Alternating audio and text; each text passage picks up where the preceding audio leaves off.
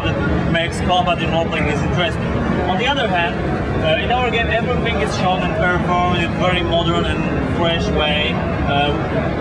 So, let's just show begins. This is the very beginning of the game. This stronghold it's a secret Witcher stronghold. It was attacked by some bandits. Although Witchers were able to fight back them, some of those bandits hide in the woods. So now our task is to kill the rest of those bandits. As you can see, our game is not like in typical point and click fantasy. It uses lots of animations, motion capture animations. We also use many special effects, it's very dynamic. You said there were over 200 motion capture animations? Yes, it's something like this. We believe that why is it so? We think that in role-playing game, although you should make tactical choices, it's also very important to be involved in the very combat. So in our game, real-time tactics, real-time combat makes you can believe it's real, it's happening. And also it's very cool. Okay, this guy is the state of our quest. This guy will help us get rid of the rest of the bandits in the woods. He will go one way, we will go another one, and try to surround them. Okay, let's keep take the camera. dialogue because you don't see, you don't hear them. Anyway. Okay, here is the first stage of our presentation. We will show you the basics of our combat. Now I will state that, for example, look at Magic. Magic is playing this game just only with one hand and mouse. Yeah. This is very important because it's very easy to control. You will see that combat in this game can be quite complex with lots of elements, tactical elements. So everything is controlled just with the mouse. Okay. Magic attack this guy. We are focused on him. We love this guy, and now everything we are facing this guy. Why is it so? First, it looks much more realistic. You don't turn back to your opponent, and also it has a great gameplay effect because attacks from behind are much more dangerous. Okay, now with double clicking on the ground, we can perform some special moves. We can dodge attacks, we can roll on the ground. Generally, it helps us to control our character in the combat. It's much more interactive than in typical point-and-click role-playing game. Okay, the next thing in this presentation is it's placeholder graphics. So, in our game we have lots of abilities, almost 220 abilities to buy. So it's very vast development system. Here we concentrate on fighting skills. Here we've got 3 fighting skills with regular swords: strong, fast, and brute.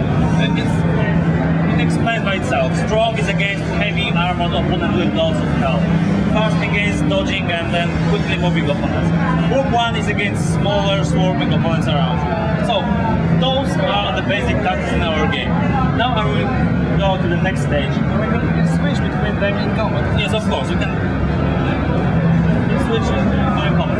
Okay, next thing is, as we develop our character, we buy another abilities. For example, we buy abilities in combat.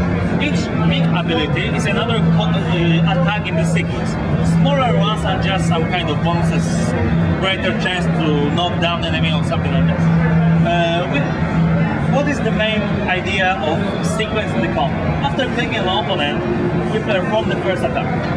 Then we have to click the right moment to perform the next, more powerful attack in the game. Okay, now see how does it work in the practice.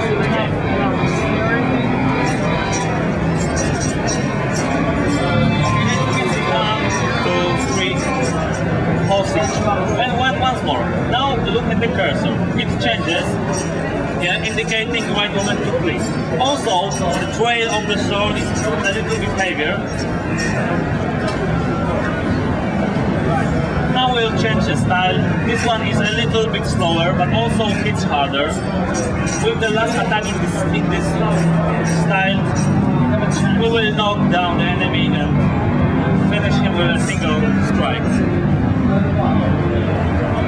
Okay, so it was enough for basics. Now carry on to the next presentation. This is different tactics how to deal with a single opponent using this one is using a bow. So as you can see, he escapes. He tries to reach the kill because he has a tactical advantage over there.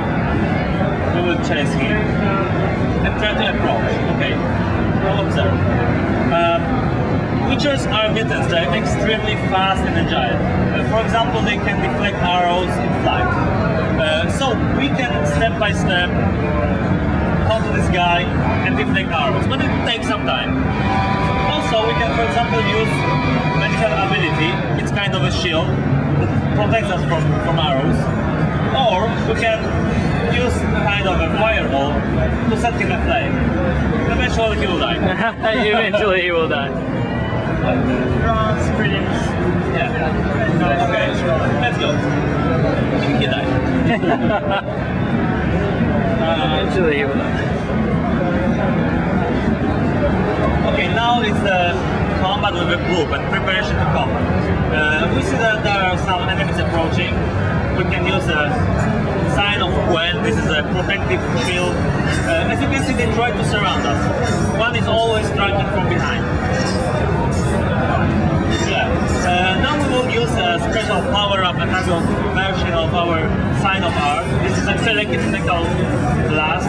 It knocks down all enemies around us, so we can kill one of them. And now we will use our favorite spell to kill the another.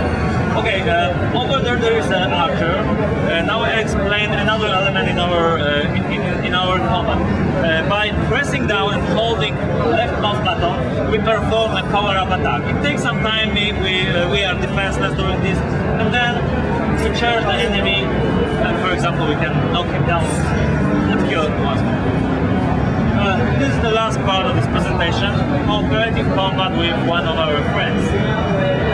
Berengar made his way over the forest from the other side, and now he will help us fight this guy. As you can see, he can stun us, he can knock us to the floor, so it's quite difficult to fight with him alone. Berengar now will kill archers that are also shooting at us, and during this time we'll try only to avoid attacks of this guy. It's really impressive that it's only one-handed. The controls are... Yeah, it's only one-handed. Okay, Berengar probably will kill the guy and distract this one, so we'll be able to cast a spell. Alright, here's another one also. Okay, there is one more. I just managed to escape. And this can't kill you while you're on the ground. Okay, normally it is not so dangerous, but you know, it's just a presentation. Magic now is a little bit tired, he makes mistakes. Yeah, so I need the shovel for it now. Now we will stun the guy and Berengar. So it's an example of cooperative combat. So this is the last guy. He's perfectly innocent. He's not carrying any weapon. He surrenders to us. Okay. So once more, what you have seen? You have seen the presentation with all traditional role-playing combat elements. Lots of abilities, lots of special skills.